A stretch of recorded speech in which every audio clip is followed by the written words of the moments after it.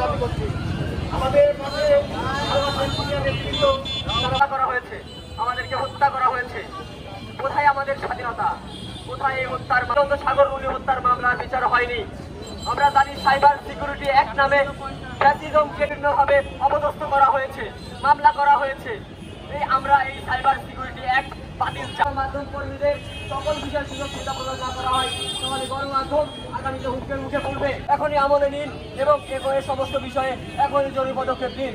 আমি এখানে আমার সংক্ষিপ্ত বক্তব্য। সম্মানিত সাংবাদিক বন্ধুগণ, আমাদের মাঝে উপস্থিত আছেন। আসসালামু আলাইকুম ওয়া রাহমাতুল্লাহ।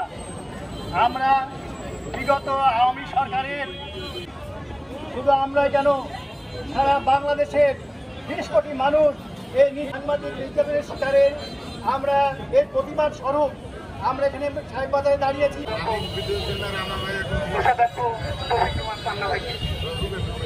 সাংবাদিক ইউনিয়নের সহকারী মহাসচিব, দিগন্ত টেলিভিশনের রাজশাহী ব্যুরো প্রধান ডক্টর সাদিকুল ইসলাম স্বপন ভাই।